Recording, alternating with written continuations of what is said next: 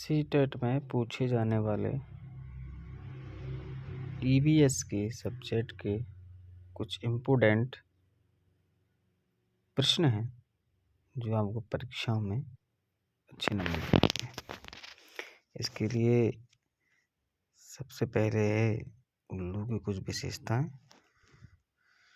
जिसमें मैं आपको बताऊंगा कैसे उल्लू काम करता है। कुछ फैक्ट हैं इसके जो आपको बताएंगे। पहला है कि उल्लू की जो विशेषता है उसमें सबसे पहले विशेषता है कि उल्लू गर्दन को 360 डिग्री के कोण पर मोड़ सकता है। दूसरी विशेषता ये है कि आंखें मनुष्यों की तरह ही रखते हैं।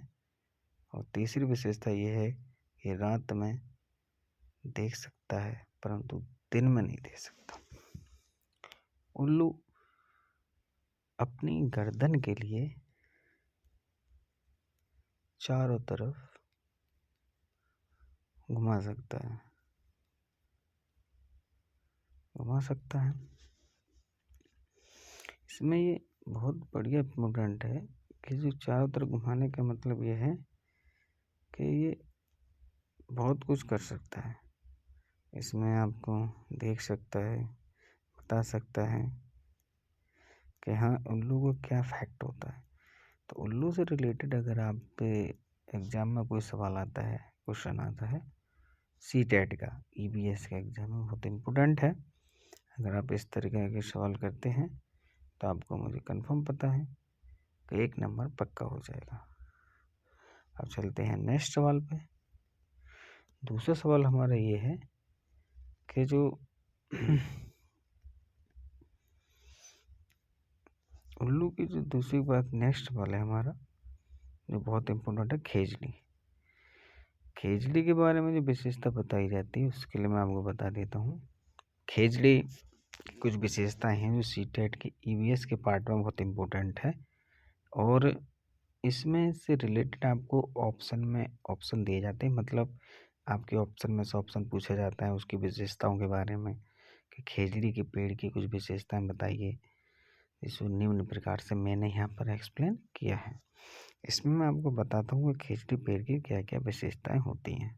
तो सबसे पहली विशेषता ये है कि सबसे पहले ये राजस्थान में पाया जाता है और इसकी ऊंचाई जो होती है वो 11 से 12 फीट की होती है। इसमें पत्तियों का कम पाया जाना।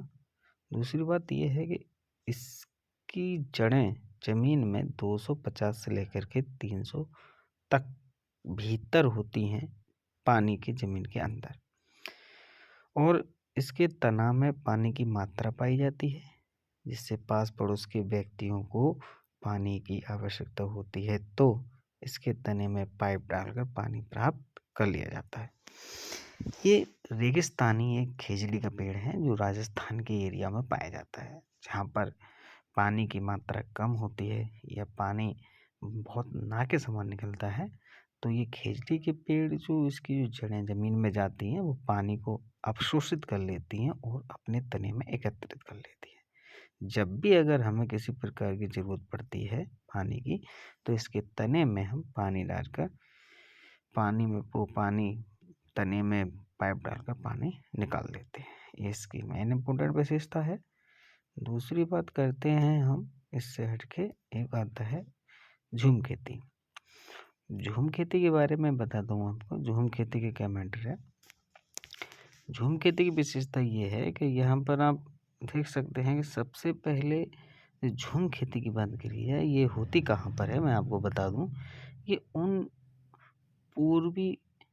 उत्तर पूर्वी पर्वतीय क्षेत्रों में होती है जहाँ पर कि उपज की मात्रा या उपजाऊ मिट्टी कम दिखाई देती है। ऐसी जगह पर झूम की खेती की जाती है। तो झूम की खेती के लिए सबसे पहले जो हम किसी फसल को बोते हैं और बोने के बाद जब उस फसल को काटते हैं तो उस खेती को, जो कटी हुई फसल खेत है, उसको खुला छोड़ देते हैं और उसमें कुछ ऐसे खरपतवार जो मतलब पौधे छोटे मोटे घास फूस जम जाते हैं और वो धीरे धीरे फिर बड़े होने लगते हैं। एक समय ऐसा आता है वो सूख जाते हैं और सूखने के बाद जो किसान जो हैं, जो मतलब झूम खेती जो पैदा करने वाले लोग हैं, वो क्या करते हैं, किसी मतलब दूसरे जंगल में आग ना लगे उसकी सुरक्षा को देखते हुए उस खेत में आग लगा देते हैं जिसमें कि फसल हुई थी। वो आग लगने से जो राख बनती है उसका मतलब जो खाद बनता है, देसी खाद हम बोलते हैं इसको, वो डाल दिया जाता है और मिट्टी उपजाऊ हो जाती है। इस तरीक़ा से झूम की खेती एक स्थानांतरण खेती कहलाती है। इसे हम यहाँ से वहाँ जिस तरीके से करते रहते हैं। ये खेती मोस्टली ज़्यादातर आदिवासी लोग करते हैं, जो जनजातियाँ हमारे पूर्व रहते थी ये पूर्वी उत्तरी राज्यों में, जो उत्तर पूर्वी राज्य हैं वहाँ पर, जैसे झारखंड है, मिजोरम है, असम है, ऐसी जगह पर बहुत सारी खेतियाँ की जाती हैं। ये सीटेट के लिए बहुत इम्पोर्टेंट मतलब कह सकते हैं क्वेश्चन है। इस तरीके के क्वेश्चन सीटेट में आ रहे हैं। 2022 वाले जो दिसंबर का पेपर है, इसमें इस तरीके के क्वेश्चन आ रहे हैं, देखने को भी मिल रहे हैं। तो आप इससे आइए, 1 नंबर आपको पूरी पक्के तरीक़ा से देखने को मिलेगा। ठीक है, अब उसके बाद में हम चलते हैं, दूसरा हमारा जो टॉपिक है वो बहुत इम्पोर्टेंट है, उसके लिए हम आगे बढ़ते हैं। इसमें सबसे पहले हाथियों के लिए बहुत इम्पोर्टेंट क्वेश्चन आ रहा है। आजकल आपने देखा होता है सीटेट में दिखाई दे रहा है, और ये सबसे ज़्यादा इफेक्ट है हाथियों की झुंडों के बारे में, हाथियों के उनके विशेषताओं के बारे में। सीटेट 2022 दिसंबर के कई सारे क्वेश्चन देखने को मिल रहे हैं। मुझे लगता है कि हर शिफ्ट में ईवीएस में 1 या 2 क्वेश्चन देखने को मिल जाता है। तो ये भी बहुत इम्पोर्टेंट है कि आप इस तरीके के क्वेश्चन देखने के लिए तैयार रहें।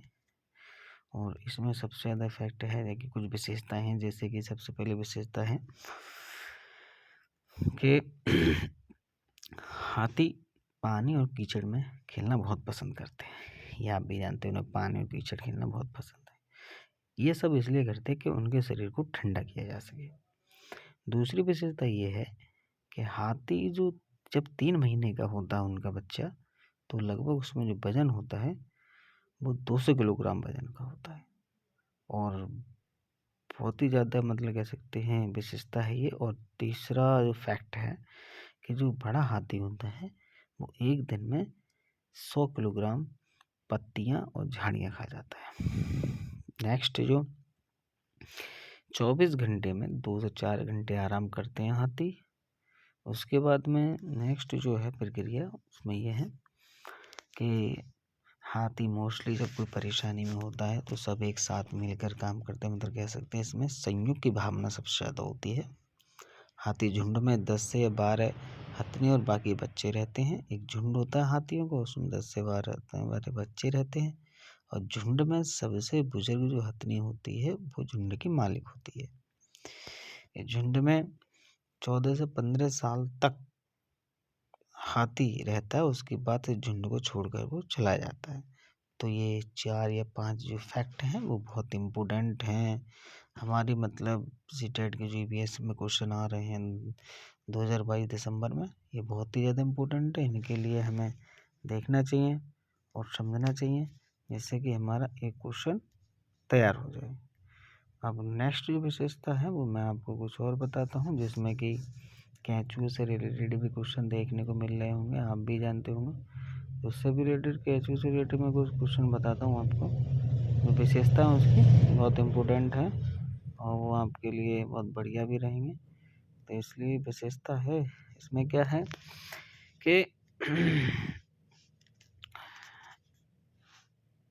में ज़मीन के अंदर रहते हैं। ये केंचुए जो होते हैं ज़मीन के अंदर रहते हैं, ज़मीन के अंदर ही ये अपने ज़मीन में छिद्र करते रहते हैं, जिससे ज़मीन की जो बाहरी जो ऊष्मा है और जो हवा है, एयर है और प्रकाश है, वो आना जाना सुरक्षित रहता है। जिससे क्या रहता है, ज़मीन जो मिट्टी है उसकी नमी और उसकी जो चीज़ें हैं वो बरकरार बनी रहती है।